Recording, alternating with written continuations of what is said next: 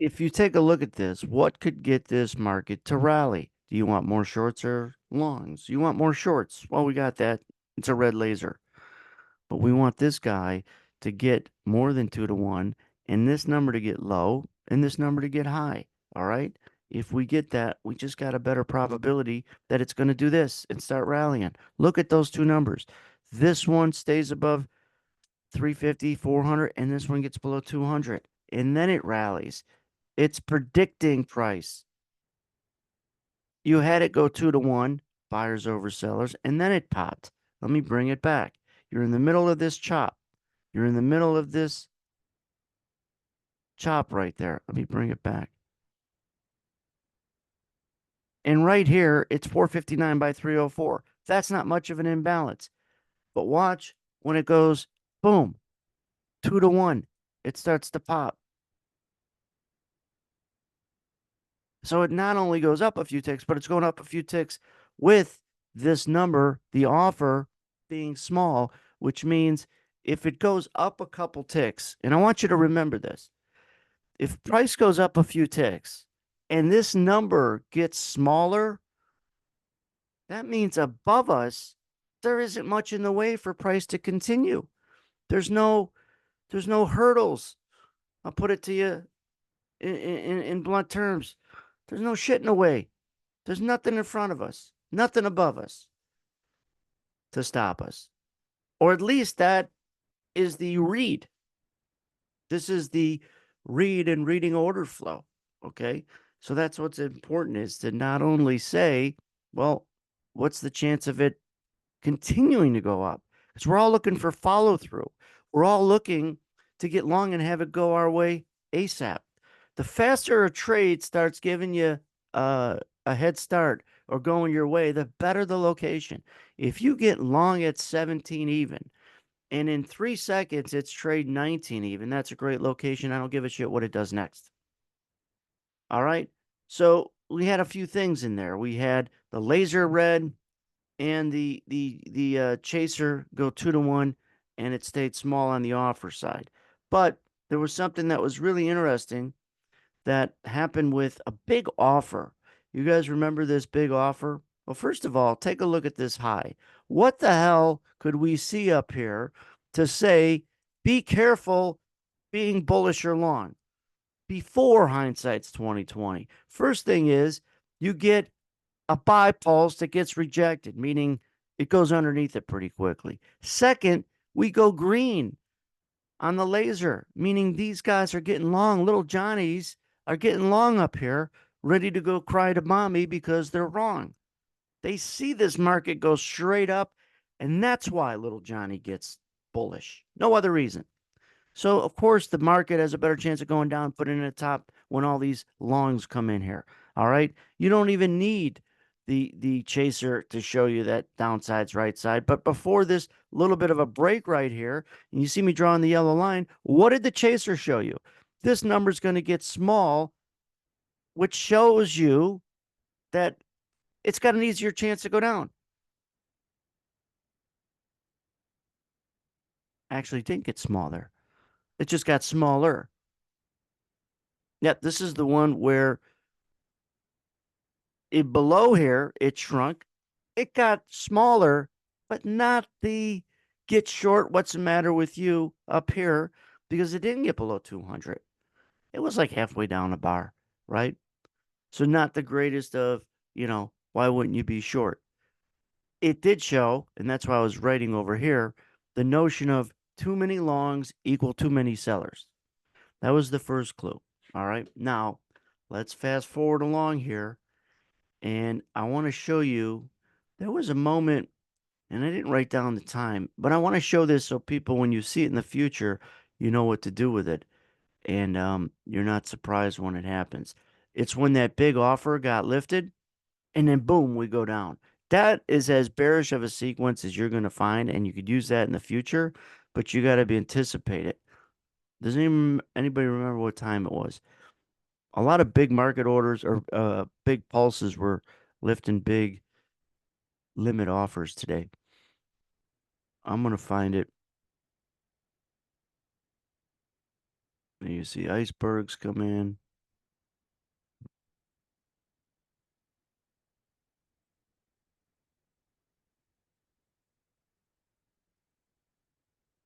Anybody remember what time? As it was 1,000 or 1,500 lot offer, and someone came in, bought it, boom, and comes off pretty quick. And I think there was a pink triangle that happened up there. Here it is, I think, right here. All right, so on our chaser, we see 1296, but most of it's this guy right there at 72 even. Watch what happens when a big buy pulse comes in, lifts it all, boom, right there.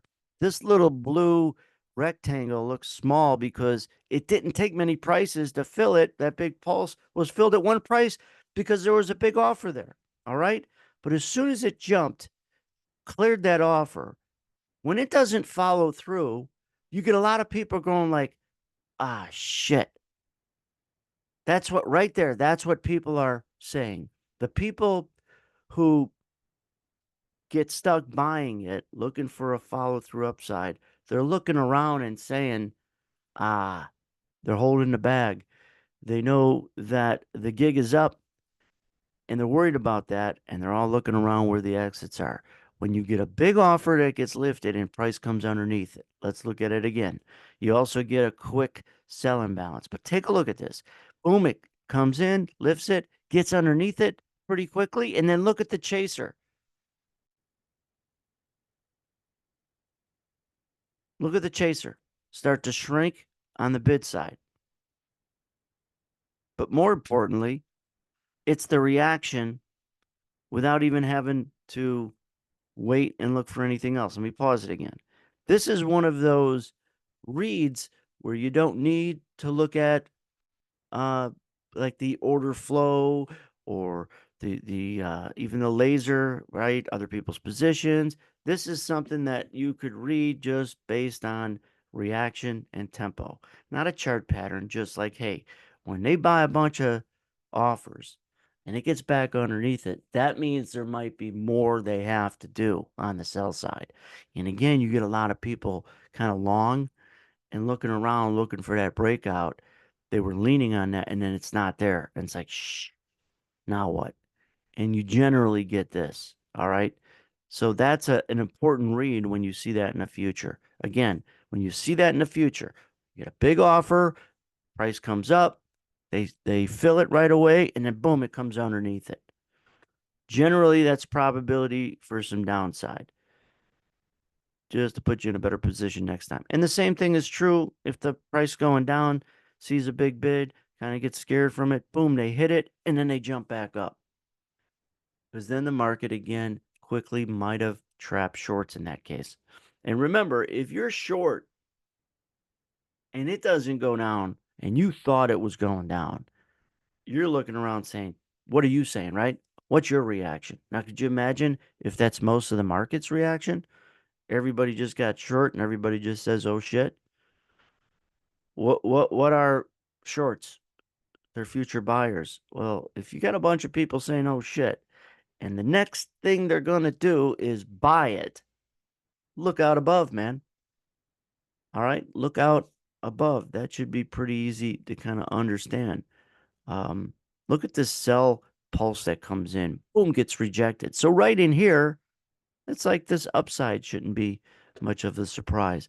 But it's really important when you look at our charts. It seems like there's a lot of stuff going on, but there really isn't. It's just a lot of repeat of different time frames. We're looking at the chaser. That's these numbers here. We're looking at triangles when they come in. We're looking at the laser, which is, these green and red lines that are around our footprint charts. We're looking at our PWAPs, which are dashed red and green lines. And then this is just the NASDAQ on a footprint. And these are the ES over here and the NASDAQ on car or candlestick. Combine the word bar and candle. Anyhow, not that much going on. And if you think about it, yeah, you want to keep an eye on correlations, have an idea what the Nasdaq's doing, have people watching bigger stocks, especially the Mag 7. Something's happening in one of those stocks that's influential on obviously equity indexes. Most importantly, other people's position with respect to what's going to affect and move and allow us to predict the price of what we're trading. And that's going to be other people's positions in the market you're trading, you know. And so you want to get the feel that just take a look at, now this is hindsight, but what could help you predict that this might look like this in 10 minutes, meaning a swing low? Well, you had shorts come in. That's why it went green to red.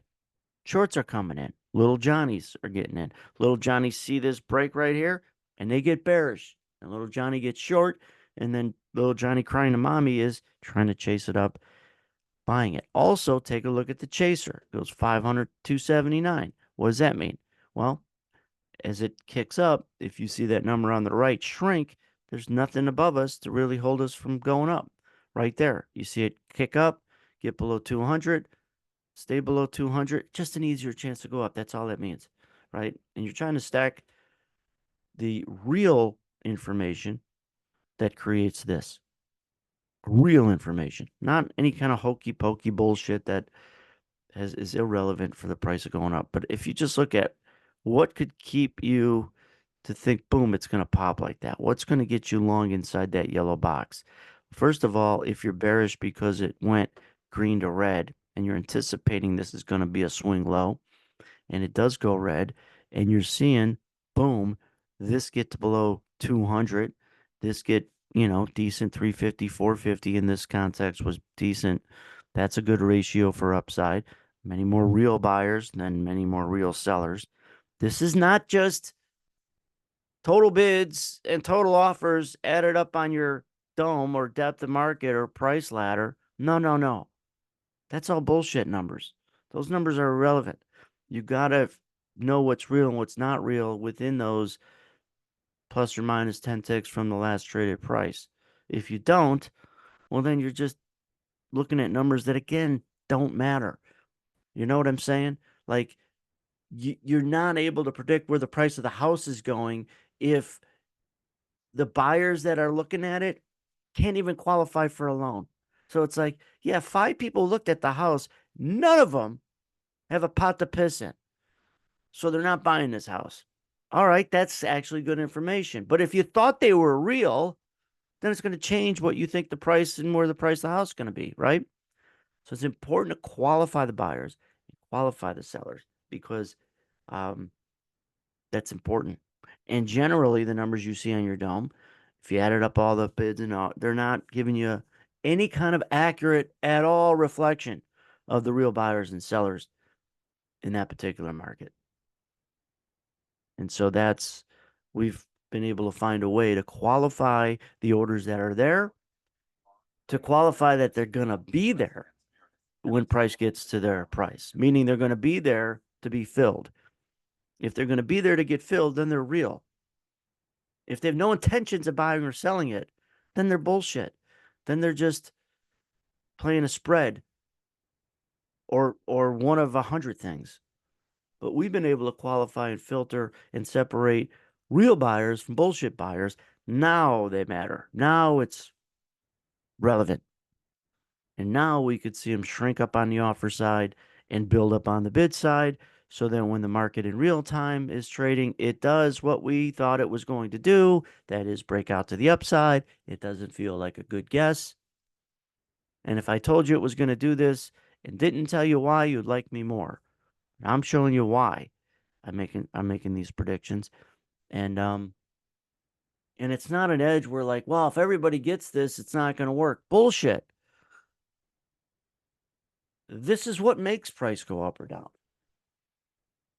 So it will always be, if everybody knew it, and if everybody knew it, they'd still be stuck and they'd get stuck and they wouldn't be able to find the moments when it's out of whack. This is why markets move. So it can't stop working, so to speak. And oh, by the way, no matter how viral these charts go, it'll never touch the bottomless pit of money that is thrown at these markets. It's an ocean of speculation. And this is just a few gallons of water taken out from it. The market, and then and I'm getting too off on a tangent here, but AI and its continued influence on these markets are only going to make them less efficient, in my opinion, because you're going to have AI uh, uh, systems blow up. Then you're going to have AI competing. For a market to move, it has to have buyer and seller. Generally, the buyer and the seller are disagreeing at where they think price is going to go for the most part. So we're going to have AI all thinking the same thing. If AI is always right, they're always going to be on one side. And I think it'd be easier to then predict what AI is doing. There'd be more follow through. But I think AI, especially for the first few years, is going to create a bunch of inefficiency and leave a lot of low hanging fruit, as we're seeing, because just because it's AI, just because a program is automated doesn't mean it's good, man. There's hedge funds blowing up or systems blowing up all the time. And I think there's going to be some big AI trading programs that blow up.